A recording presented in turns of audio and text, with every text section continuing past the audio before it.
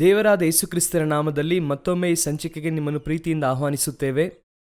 ಮೊದಲನೆಯದಾಗಿ ಸೌದಿ ಹಾಗೂ ಯೆಮೆನ್ ಸಮಸ್ಯೆ ದೊಡ್ಡ ಲೆವೆಲ್ ಹೋಗ್ತಾ ಇದೆ. ಇನ್ನೊಂದು ದೊಡ್ಡ ಒಕ್ಕೂಟವು ಏರ್ಪಡಿಸಲ್ಪಟ್ಟಿದೆ. ಇನ್ನು ಹೇಳಬೇಕಂದ್ರೆ ಸೌದಿ, ಟರ್ಕಿ, ಪಾಕಿಸ್ತಾನ್ ಈ ಮೂವರು ಸೇರಿ ಒಂದು ಡಿಫೆನ್ಸ್ ಅನ್ನು ಏರ್ಪಡಿಸಿದ್ದಾರೆ. ಆದ್ರೆ ಇದು ನಿರಂತರವಾಗಿರುತ್ತದ ಅಂತ ನನಗೆ ಗೊತ್ತಿಲ್ಲ. ಯಾಕೆ ಅಂತ ಕೇಳೋದಾದ್ರೆ, ಈ ಟರ್ಕಿ ಇಸ್ರೇಲ್ಗೆ ಅಗೇನ್ಸ್ಟ್ ಆಗಿ ಇದೆ, ಸೌದಿ ಅಮೆರಿಕಾಗೆ ಬೆಂಬಲವಾಗಿ ಇದೆ. ಇದರ ನಡುವೆ ಸೌದಿ ಅಮೆರಿಕಾಗೆ ಬೆಂಬಲ ನೀಡಬಾರದೆಂದು ಇದ್ದಾರೆ. ಈ ಯೆಮೆನ್ ಸಮಸ್ಯೆ ಬಹಳ ಬರುತ್ತಿರುವುದರಿಂದ ಈಗ ಒಂದು ಅಲಯನ್ಸ್ ಮಾರ್ಪಡುವುದನ್ನು ನಾವು ನೋಡುತ್ತಿದ್ದೇವೆ. ಅಂದ್ರೆ ಅಮೆರಿಕದೊಂದಿಗೆ ಒಕ್ಕೂಟದಲ್ಲಿದ್ದಂಥ ದೇಶಗಳು ಮಾರ್ಪಡುತ್ತಿವೆ. ಯುದ್ಧವು ಮುಂದಿನ ಹಂತಕ್ಕೆ ಹೋಗುತ್ತಿದೆ. ಸೊ ಈ ಯುದ್ಧದ ಉದ್ದೇಶಗಳು ಕೂಡ ಬೇರೆ ಹಂತಕ್ಕೆ ಹೋಗುತ್ತಿವೆ. ಆದರೆ ಇದರಲ್ಲಿ ಒಂದು AHK 38-39 ಮುಂದಿನ ಹಂತದ ಯುದ್ಧವಾಗಿರಲಿಕ್ಕಿದೆ. ಅದರಲ್ಲಿ ಸಂದೇಹವೇ ಇಲ್ಲ. ಬನ್ನಿ ಈ ಸಂಚಿಕೆಗೆ ಹೋಗೋಣ. ಮೊದಲನೆಯದಾಗಿ ಯೆರೂಸಲೇಮ್ಗೆ ಒಂದು ಬಹಳ ಮುಖ್ಯವಾದಂಥ ವಿಷಯವನ್ನು ಜೋರ್ಡಾನ್ ಹೇಳಿದೆ. ಏನ್ ಹೇಳಿದೆ ಅಂದರೆ, ಜೋರ್ಡಾನ್ ಹೇಳಿರುವುದನ್ನು ನಾನು ನಿಮಗಾಗಿ ಓದುತ್ತೇನೆ. Jerusalem's most important Muslim religious site facing imminent threat of Israel take over says Jordan. ಇಸ್ರೇಲ್ನಲ್ಲಿ ಬಹಳ ಮುಖ್ಯವಾಗಿರುವಂತಹ ಟೆಂಪಲ್ ಮೌಂಟ್, ಅದರ ನಡುವೆ ಇರುವಂತಹ ಅಲೆಕ್ಸಾ ಮಾಸ್ಕ್, ಇದು ಇವತ್ತು ಜೋರ್ಡಾನ್ನ ಕಂಟ್ರೋಲ್ ಇದೆ, ಅವರ ಒಂದು ಸಂರಕ್ಷಣೆಯಲ್ಲಿದೆ.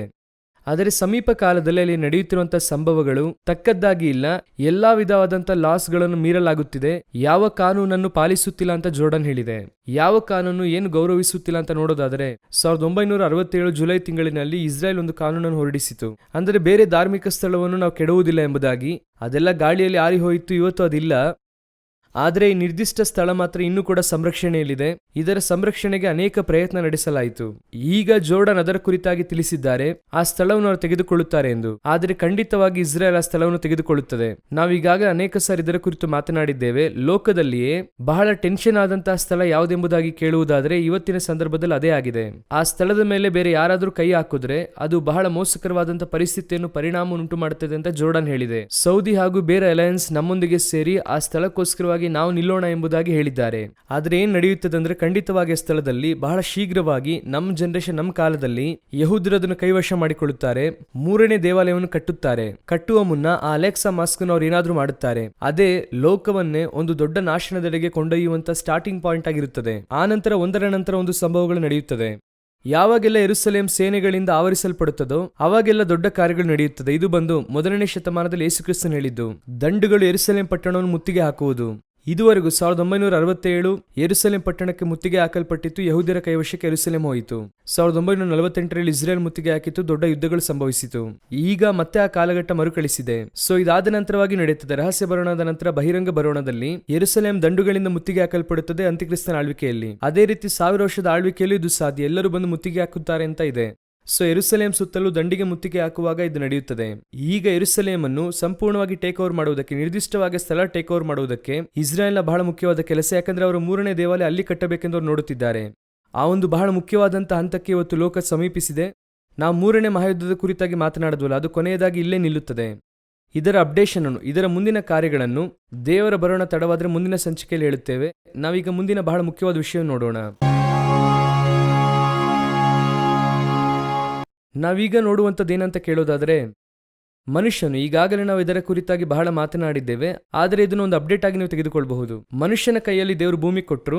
ಭೂಮಿ ಎಷ್ಟು ನಾಶ ಮಾಡಬೇಕು ಅಷ್ಟು ನಾಶ ಮಾಡಿದ್ದಾನೆ. ಈ ಭೂಮಿಯನ್ನು ದೇವರು 2 ಭಾಗವಾಗಿ ವಿಂಗಡಿಸುತ್ತಾರೆ. ಆದಿಕಾಂಡ 1:10 ನೀರೆಲ್ಲ ಒಂದು ಕಡೆ ಸೇರಲಿ, ಒಣನೆಲ ಉಂಟಾಗಲಿ. ಆರಂಭದಲ್ಲಿ ಮನುಷ್ಯನು ಲ್ಯಾಂಡ್ ಅನ್ನು ನಾಶ ಮಾಡುತ್ತಾ ಬಂದ. ಒಂದು ಕಾಲಘಟ್ಟದಲ್ಲಿ ಈಗ ಸಮುದ್ರವು ಕೂಡ ಬಹಳ ಮೋಸಕರವಾದ ಪರಿಸ್ಥಿತಿಗೆ ಹೋಗ್ತಾ ಇದೆ, ನಾವು ನೋಡುತ್ತಿದ್ದೇವೆ. ಈಗ ಬಾಹ್ಯಾಕಾಶದ ಅವಶೇಷಗಳು, ಒಂದು ಬಹಳ ಮುಖ್ಯವಾದ ವಿಷಯ ನಾವು ಈಗ ನೋಡಲಿದ್ದೇವೆ. ಏನೆಂದರೆ, ಬಾಹ್ಯಾಕಾಶದಲ್ಲಿ ಬಹಳ ದೊಡ್ಡ ಮಟ್ಟಿಗೆ ತ್ಯಾಜ್ಯಗಳು ಇದೆ. ಇವತ್ತಿನ ಲೆಕ್ಕದ ಪ್ರಕಾರ 18,500 ಸ್ಯಾಟಲೈಟ್ಸ್ಗಳು ಅಲ್ಲಿ ಮೇಲೆ ಇದೆ. ಇನ್ನೂ ಅಧಿಕವಾದಂಥ ಸ್ಯಾಟಲೈಟ್ಸ್ ಬಿಡುತ್ತೇವೆ ಅಂತ ಅವ್ರು ಮಾತನಾಡುತ್ತಿದ್ದಾರೆ. ಆದರೆ ಬಾಹ್ಯಾಕಾಶದಲ್ಲಿ ತ್ಯಾಜ್ಯ ಎಷ್ಟಿದೆ ಅಂತ ಕೇಳೋದಾದ್ರೆ 36,000ದಿಂದ 40,000ದಷ್ಟು ದೊಡ್ಡ ತ್ಯಾಜ್ಯಗಳಿದೆ. ಚಿಕ್ಕ ತ್ಯಾಜ್ಯಗಳು ಬಹಳ ದೊಡ್ಡ ಮಟ್ಟಿಗೆ ಇದೆ. ಬಹಳಷ್ಟು ಮಿಲಿಯನ್ ಸುತ್ತುತ್ತಾ ಇದೆ. ಒಂದು ಸಮಯಕ್ಕೆ ಅಂದ್ರೆ 2 ರಿಂದ 3 ಬಾಹ್ಯಾಕಾಶದಲ್ಲಿ ತ್ಯಾಜ್ಯ ವಸ್ತುಗಳು ವೇಪರೈಸ್ ಆಗ್ತಾ ಇದೆ ಅಂತ ಹೇಳುತ್ತಿದ್ದಾರೆ. ವೇಪರೈಸ್ ಅಂದ್ರೆ ಬಾಹ್ಯಾಕಾಶದ ಒಂದು ತಾಪಮಾನಕ್ಕೆ ಅದೇನಾಗುತ್ತೆ, ಹಾಗೆ ಆವಿಯಾಗಿ ಮಾರ್ಪಡುತ್ತೆ. ಆದ್ರೆ ಅದು ಆವಿಯಾಗಿ ಎಲ್ಲ ಮೈಕ್ರೋಡಸ್ಟ್ ಆಗಿ ಮಾರ್ಪಡುತ್ತದೆ. ಆ ಮೈಕ್ರೋಡಸ್ಟ್ ಏನ್ ಮಾಡುತ್ತದೆ ಎಂಬುದಾಗಿ ಕಂಡುಹಿಡಿದಿದ್ದಾರೆ. ಅದು ಓಝೋನ್ ಲೇಯರ್ ಅನ್ನು ಬಹಳ ದೊಡ್ಡ ಮಟ್ಟಿಗೆ ಬಾಧಿಸುತ್ತಾ ಇದೆ. ಸ್ವಲ್ಪವಾಗಿ ಇದು ಹಾಗೆ ಮುಂದುವರಿಯುವಾಗ ವಿಜ್ಞಾನಿಗಳು ಬಹಳ ವಿಷಾದ ವ್ಯಕ್ತಪಡಿಸಿದ್ದಾರೆ. ಈಗ ಅಲ್ಲಿ ಸುಮಾರು 36,000ದಿಂದ 40,000 ವಸ್ತುಗಳಲ್ಲಿ ತ್ಯಾಜ್ಯ ಇದೆ. ಇದಲ್ಲದೆ ಇನ್ನು ಮಿಲಿಯನ್ಸ್ ಅಲ್ಲಿ ನಾನು ಹೇಳುತ್ತಿರುವುದು 10 ಕಿಲೋಗೂ ಮೇಲ್ಪಟ್ಟು, ಅದಕ್ಕೆ ಕೆಳಗಿರುವಂತದೆಲ್ಲ ಇನ್ನೂ ಅಧಿಕವಾಗಿದೆ ಎಂಬುದಾಗಿ ಅದಕ್ಕೂ ಕೂಡ ಅಧಿಕ ನಂಬರ್ಸ್ ಹೇಳಿದ್ದಾರೆ. ಮಿಲಿಯನ್ಸ್ ಆಗಿ ಇದೆ ಎಂಬುದಾಗಿ ಹೇಳುತ್ತಿದ್ದಾರೆ. ಸೊ ಈ ರೀತಿಯಾಗಿ ತ್ಯಾಜ್ಯ ಅಧಿಕವಾಗುವಾಗ ಅದನ್ನು ಕಸ ಎಂಬುದಾಗಿ ನಾವು ಹೇಳುತ್ತೇವೆ. ಅದು ಅಧಿಕವಾಗುತ್ತಾ ಇದೆ. ಆ ತ್ಯಾಜ್ಯದ ಪರಿಣಾಮ ಏನಾಗುತ್ತದೆ ಅಂದ್ರೆ ಓಝೋನ್ ಲೇಯರ್ ದೊಡ್ಡ ಪರಿಣಾಮವನ್ನು ಎದುರಿಸುತ್ತದೆ. ಪ್ರಕಟಣೆಯ ಪುಸ್ತಕ 6:14 ನೀವು ನೋಡುವುದಾದರೆ ಆಕಾಶವು ಸುರುಳಿಯ ಹಾಗೆ ಸುತ್ತಲ್ಪಟ್ಟು ಹೋಗಿಬಿಟ್ಟಿತ್ತು ಎಂಬುದಾಗಿ ಅಲ್ಲಿದೆ. ಇದು ಹಾಗೆ ಅಧಿಕವಾಗುತ್ತಾ ಏನಾಗುತ್ತದೆ ಎಂಬುದಾಗಿ ಕೇಳುವುದಾದರೆ ಸಮೀಪದಲ್ಲಿ ಕಿನ್ಯಾದಲ್ಲಿ ಈ ಬಾಹ್ಯಾಕಾಶದ ವಸ್ತುಗಳು ಕೆಳಗೆ ಬಿದ್ದಿದೆ, ಮನುಷ್ಯನ ಮೇಲೆ ಬಿದ್ದಿದೆ. ಇದು ಹಾಗೆ ಮುಂದುವರಿಯುತ್ತಾ ಅಧಿಕವಾಗುತ್ತದೆ ಅಂತ ಹೇಳುತ್ತಿದ್ದಾರೆ. 2035 ದೊಡ್ಡ ಪ್ರಾಣಹಾನಿಯನ್ನು ಇದು ಉಂಟು ಮಾಡುತ್ತದೆ. ಆಕಾಶದಿಂದ ಇದು ಭೂಮಿಯ ಮೇಲೆ ಬೀಳುತ್ತದೆ. ಹಾಗೆಲ್ಲ ಬೀಳೋದಿಲ್ಲ ರೀ ಅಂತ ನೀವು ಹೇಳೋದಾದ್ರೆ, ಈ ಸಂಚಿಕೆಯನ್ನು ಶೂಟ್ ಮಾಡುವುದಕ್ಕಿಂತ ಮುಂಚಿತವಾಗಿ ಒಂದು ಬಹಳ ದೊಡ್ಡದಾದ ಸ್ಪೇಸ್ ಎಕ್ಸ್ ಸಂಸ್ಥೆಯ ಎಲಾನ್ ಮಾಸ್ಕ್ ಅವರ ಸಂಸ್ಥೆಯ ಒಂದು ಸ್ಯಾಟಲೈಟು ತನ್ನ ಓಟವನ್ನು ಮುಗಿಸಿ ನೇರವಾಗಿ ಹೋಗಿ ಚಂದ್ರಗ್ರಹದಲ್ಲಿ ಬಿದ್ದಿದೆ. ಗಂಟೆಗೆ 5000 ಕಿಲೋಮೀಟರ್ ಅಷ್ಟು ವೇಗವಾಗಿ ಪ್ರಯಾಣ ಮಾಡಿ ಆ ಚಂದ್ರಗ್ರಹದಲ್ಲಿ ಒಂದು ದೊಡ್ಡ ಹಳ್ಳವನ್ನೇ ಅದು ಉಂಟು ಮಾಡಿದೆ. ಸರಿ, ಅದು ಚಂದ್ರಗ್ರಹದಲ್ಲಿ ಬಿದ್ದದ್ರಿಂದ ಅಲ್ಲಿ ಒಂದು ದೊಡ್ಡ ಹಳ್ಳ ಉಂಟಾಗಿದೆ, ಅದರಿಂದ ನಮಗೇನೂ ಆಗಿಲ್ಲ. ಆದರೆ ಇದೇ ಕಾರ್ಯ ಭೂಮಿಯಲ್ಲಿ ಬೀಳುವುದಿಲ್ಲ ಅನ್ನುವುದಕ್ಕೆ ಏನ್ ನಿಶ್ಚಯ? ಬೀಳುತ್ತದೆ. ಯಾಕಂದ್ರೆ ಇದೇ ಕಾರ್ಯ 2-3 ವಸ್ತುಗಳು ಕಿನ್ಯಾದಲ್ಲಿ ಬಿದ್ದಿದೆ, ಈ ರೀತಿ ಇನ್ನೂ ಅಧಿಕವಾಗಿ ಬೀಳುತ್ತದೆ ಅಂತ ಹೇಳುತ್ತಿದ್ದಾರೆ. ಸೊ ಇದನ್ನು ನಾವು ತಡೆಗಟ್ಟಬೇಕಂತ ಅವ್ರು ಹೇಳುತ್ತಿದ್ದಾರೆ. ವಾಕ್ಯದಲ್ಲಿ ಆಕಾಶದ ಶಕ್ತಿಗಳು ಕದಲಿಸಲ್ಪಡುತ್ತದೆ ಅಂತ ಹೇಳಲ್ಪಟ್ಟಿದೆ. ನಕ್ಷತ್ರಗಳು ಭೂಮಿಯಲ್ಲಿ ಬೀಳುತ್ತವೆ ಅಂತ ಇದೆ, ಅದರೊಂದಿಗೆ ಇವೆಲ್ಲವೂ ಕೂಡ ಬೀಳುತ್ತದೆ. ಸೊ ಸತ್ಯವೇದದಲ್ಲಿ ಹೇಳಲ್ಪಟ್ಟಂತ ಗುರುತುಗಳು ಈಗ ನಮ್ಮ ಕಣ್ಮುಂದೆ ನಡೆಯುವುದಕ್ಕೆ ಆರಂಭವಾಗಿದೆ. ಮನುಷ್ಯನ ಕಂಡುಹಿಡಿಯುವಿಕೆಯಲ್ಲಿ ಅಳಿವಿಲ್ಲದೆ ಇರುವಂತದಂತ ಇಲ್ಲವೇ ಇಲ್ಲ. ಅದು ಬಹಳ ಮೋಸಕರವಾದ ಪರಿಸ್ಥಿತಿಗೆ ಹೋಗ್ತಾ ಇದೆ. ನಾವು ಇನ್ನೊಂದು ಕಾರ್ಯವನ್ನು ನೋಡೋಣ. ಸಮೀಪದಲ್ಲಿ ಘೋರವ್ಯಾಧಿಗಳು, ಯೇಸು ಹೇಳಿದಂತ ಗುರುತುಗಳು. ಈಗ ಆಫ್ರಿಕಾದಲ್ಲಿ ಎಬೋಲಾದಿಂದ 4000ಕ್ಕೂ ಮೇಲ್ಪಟ್ಟು ಜನ ಬಾಧಿಸಲ್ಪಟ್ಟಿದ್ದಾರೆ. ಆನಂತರ ಗುಜರಾತ್ ಅಲ್ಲಿ 22 ಮಕ್ಕಳು ಸತ್ತು ಹೋಗಿದ್ದಾರೆ. ಎಬೋಲಾ ಈಗ ಚಾಂದಿಪುರವನ್ನು ದಾಟಿ ಈಗ ನೆಕ್ಸ್ಟ್ ಮುಂದಿನ ಘಟ್ಟದಲ್ಲಿ ಬೇರೆ ಬೇರೆ ವೈರಸ್ಗಳು, ಒಂದೊಂದು ದೇಶಕ್ಕೆ ಒಂದೊಂದು ವೈರಸ್ ಇದೆ. ಘೋರವ್ಯಾಧಿಗಳು ಒಂದು ದೊಡ್ಡ ಲೆವೆಲ್ ಅಲ್ಲಿ ಹೋಗುತ್ತಾ ಇದೆ. ಘೋರವ್ಯಾಧಿಯನ್ನು ನೋಡಿದ್ವಿ, ಭೂಕಂಪವನ್ನು ನೋಡಿದ್ವಿ. ನೆಕ್ಸ್ಟ್ ಎಲ್ಲಿನೋ ಕುರಿತಾಗಿ ಇದನ್ನು ಗಾಡ್ಜಿಲ್ಲಾ ಎಲ್ಲಿನೋ ಎಂಬುದಾಗಿ ಹೇಳುತ್ತಾರೆ. ನೆಕ್ಸ್ಟ್ 2027 ಬರುತ್ತದಂತೆ. ಕಳೆದ 1000 ವರ್ಷದಲ್ಲೇ ಇಲ್ಲದೇ ಇರುವಷ್ಟರ ಮಟ್ಟಿಗೆ ಒಂದು ದೊಡ್ಡ ಬರಗಾಲವನ್ನು ಇದು ಏರ್ಪಡಿಸುತ್ತದೆ, ಉಷ್ಣತೆಯನ್ನು ಏರ್ಪಡಿಸುತ್ತದೆ ಎಂಬುದಾಗಿ ಹೇಳಿ ಸೈಂಟಿಸ್ಟ್ ಅವರು ಅನೌನ್ಸ್ ಮಾಡಿದ್ದಾರೆ. ಇದೆಲ್ಲ ಈಗ ನಡೆಯುವುದಕ್ಕೆ ಆರಂಭವಾಗಿದೆ. ಕಡೆಯದಾಗಿ ಇದೆಲ್ಲವನ್ನು ದಾಟಿ ಇನ್ನೊಂದು ಬಹಳ ಮುಖ್ಯವಾದಂಥ ವಿಷಯವೇನಿದೆ, ಅದನ್ನು ನೋಡಿ ನಾವು ಈ ಒಂದು ಸಂಚಿಕೆಯನ್ನು ಮುಗಿಸುವವರಾಗೋಣ. ಕಡೆಯದಾಗಿ ನಾವು ಇದರಲ್ಲಿ ಏನು ನೋಡುತ್ತೇವೆ ಅಂತ ಕೇಳುವುದಾದರೆ, ಈಗ ನಾರ್ತ್ ಇಂಡಿಯಾದಲ್ಲಿ ನಡೆದಂಥ ಸಂಭವ ಪೇಪರ್ಗಳೆಲ್ಲ ನೀವು ನೋಡಿರುತ್ತೀರಾ. ಸತ್ಯವೇದದಲ್ಲಿ ನಾವೀಗ ಹೇಳಿದಂಥದ್ದೆಲ್ಲವೂ ಕೂಡ ಗುರುತುಗಳೇ, ಅಂದರೆ ಘೋರವ್ಯಾಧಿ, ಭೂಕಂಪ ಇದೆಲ್ಲ ಗುರುತುಗಳೇ. ಆದರೆ ಇದೆಲ್ಲವನ್ನು ದಾಟಿ ಇನ್ನೊಂದು ಗುರುತನ್ನು ದೇವರು ಹೇಳುತ್ತಾರೆ. ಕಡೆಯ ಕಾಲದಲ್ಲಿ ಪ್ರೀತಿಯು ತಣ್ಣಗಾಗುವುದೆಂಬುದಾಗಿ ನೋಡುತ್ತೇವೆ.